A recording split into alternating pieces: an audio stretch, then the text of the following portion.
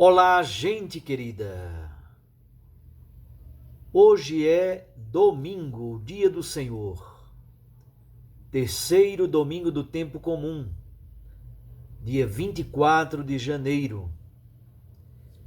E nós, mais uma vez, estamos aqui reunidos em torno da Santa Palavra de Deus para meditar os textos da liturgia desse domingo. O Evangelho é de Marcos, capítulo 1, versículos 14 a 20. Depois que João Batista foi preso, Jesus foi para a Galileia, pregando o Evangelho e dizendo: o tempo já se completou e o reino de Deus está próximo. Convertei-vos e crede no Evangelho. E passando à beira do mar da Galileia, Jesus viu Simão e André, seu irmão, que lançavam uma rede ao mar, pois eram pescadores. Jesus lhes disse: segui-me, e eu farei de vós pescadores de homens. E eles, deixando imediatamente as redes, seguiram a Jesus. Caminhando mais um pouco, viu também Tiago e João, filhos de Zebedeu. Estavam na barca, consertando as redes. E logo os chamou. Eles deixaram seu pai Zebedeu na barca com os empregados e partiram, seguindo Jesus. Palavra da salvação. Glória a vós, Senhor. Minhas irmãs e meus irmãos, na celebração deste terceiro domingo do tempo comum, aparece com muita força o elemento vocacional, mas, sobretudo, aparece o tema do cumprimento do tempo e a necessidade da conversão. Na primeira leitura, temos um texto bonito do livro do profeta Jonas. Jonas foi chamado por Deus para anunciar a palavra na grande cidade de Nínive, capital do império da Assíria. Não vamos aqui entrar no mérito sobre a veracidade histórica destes dados. Não é o caso. Há uma veracidade teológica, uma verdade teológica a partir da literatura, do texto do livro de Jonas. Depois de muitas idas e vindas, vocês recordam que no primeiro momento Jonas resiste ao chamado de Deus? Ao invés de ir na direção de Nínive, Jonas toma outra direção completamente oposta. Mas, depois de muitas idas e vindas, Jonas parte e realiza a sua missão. Os ninivitas acreditaram na palavra de Deus, fizeram penitência, se converteram e Deus derramou a sua bênção sobre a cidade de Nínive. O texto da primeira leitura também é a constatação de que Deus não faz acepção de pessoas. A universalidade da graça e da salvação aparece com força nesta primeira leitura. Deus oferece a sua graça, a sua salvação, a possibilidade da conversão a todos, indistintamente. Deus ama a todos e a todos universalmente oferece a sua graça. São Paulo, na segunda leitura, que é da sua carta aos Coríntios, a primeira carta de Paulo aos Coríntios, no capítulo 7, São Paulo nos ajuda a compreender que o tempo é breve. Cumpriu-se o tempo de Deus. É também um modo de compreender que a figura deste mundo passa. Por exemplo, com a idade, o nosso corpo muda. As nossas feições, o nosso jeito de ser fisicamente não é mais de uma criança ou de um adolescente. Tem muitas pessoas que confiam somente na beleza física. Pobres coitados. A gente cria ruga, pé de galinha, a barriga cresce.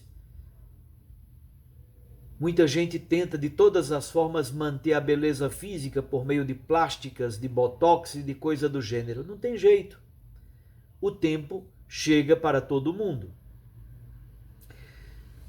São Paulo então nos ajuda a compreender: a figura deste mundo passa.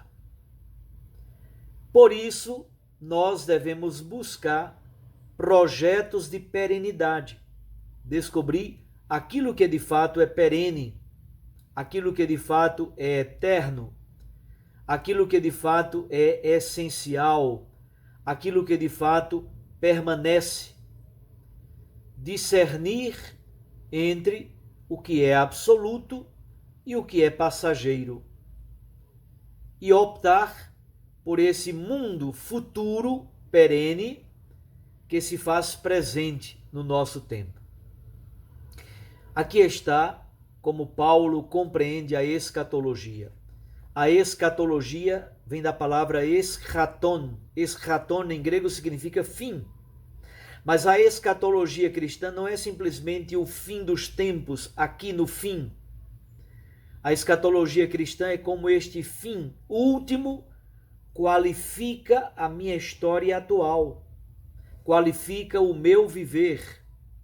O cristão, portanto, tem os olhos fixos em Jesus, tem os olhos fixos neste fim dos tempos, mas ao mesmo tempo este fim dos tempos qualifica o seu presente, as suas decisões, as suas opções. É um pouco a mesma coisa que diz Marcos no texto pequeno do Evangelho de hoje. João Batista foi preso. Herodes tenta de todos os modos calar o profeta João Batista. Jesus retorna à Galileia, onde vai realizar o seu ministério público.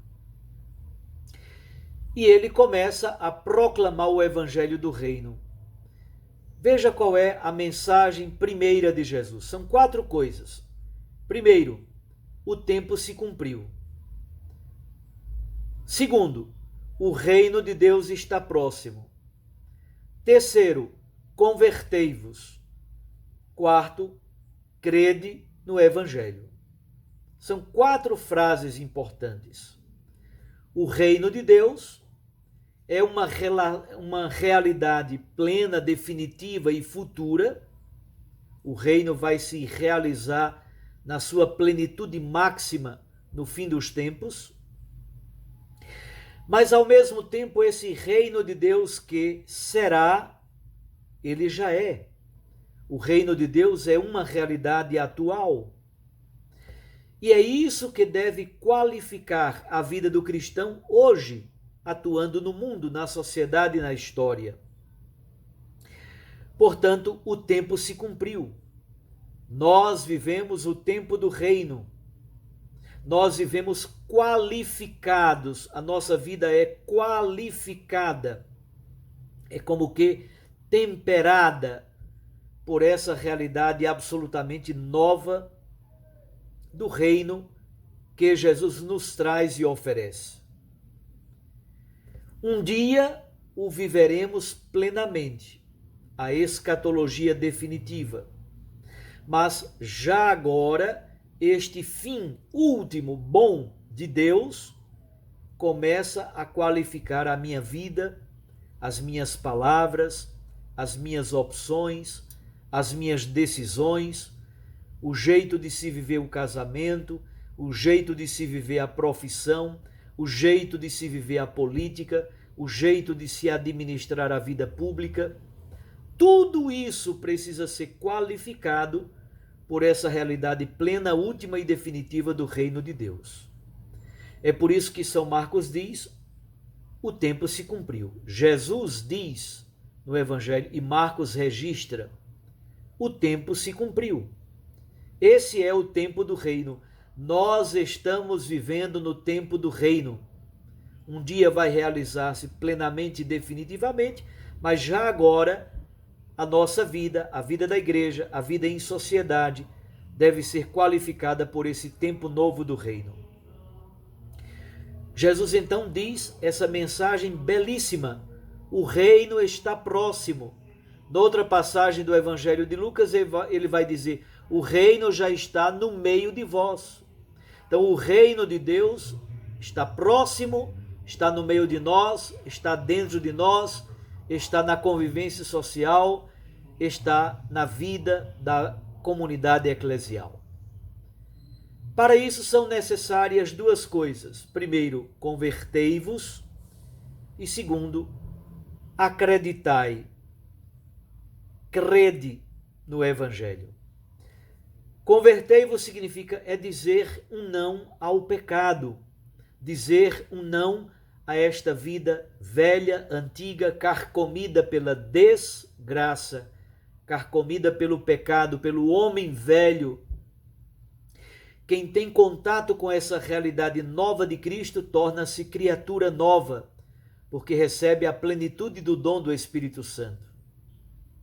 Esse é o primeiro elemento. Convertei-vos significa dizer um não ao pecado. Mas a segunda coisa é algo positivo: crede no Evangelho. Não é simplesmente dizer um não à realidade antiga, velha do pecado. É dizer um sim ao Espírito Santo de Deus. É dizer um sim ao Evangelho, a esta boa notícia, a esta alegre notícia, a esta esperançosa e alvissareira notícia que renova a face da terra. A segunda parte do texto do Evangelho de hoje é o chamado dos 4 primeiros discípulos. Pedro e André, irmãos, filhos de Jonas, pescam no mar da Galileia juntamente com Tiago e João, filhos de Zebedeu. Eles têm uma espécie de pequena empresa de pesca. Jesus os chama e eles deixam as redes, as barcas, o Pai e seguem Jesus. Eles foram tocados por esta realidade nova do reino. Serão a partir de agora pescadores de gente. Conversão e fé nesta realidade nova do Evangelho. Foi isso que encantou o profeta Jonas, foi isso que encantou São Paulo, isso encantou Pedro, André, Tiago e João, e é isso que deve encantar, dar sentido novo de vida e de plenitude às nossas comunidades eclesiais missionárias. Somos vocacionados e somos também enviados, chamados para esta nova realidade do reino, porque realizou-se o tempo. O tempo se cumpriu, o reino de Deus está próximo e está aqui, dentro de nós e no meio de nós. Sejamos amorosamente testemunhas do reinado, da soberania e da presença de Deus em nosso meio. Um abraço a você, tenha um excelente domingo, viva esse domingo como dia do Senhor na graça, é o dia da palavra de Deus que o Santo Padre, o Papa Francisco instituiu. Permita que a palavra de Deus tome conta da sua vida e renove a sua existência pessoal, familiar, comunitária e o mundo inteiro seja tocado, confirmado, convertido, renovado pelo poder da palavra. Eu os abençoo em nome do Pai e do Filho e do Espírito Santo. Amém. Recorde que a palavra aquece o coração e a Eucaristia nos lança para a missão como testemunhas do reino de Deus. Até amanhã, se Deus assim nos permitir.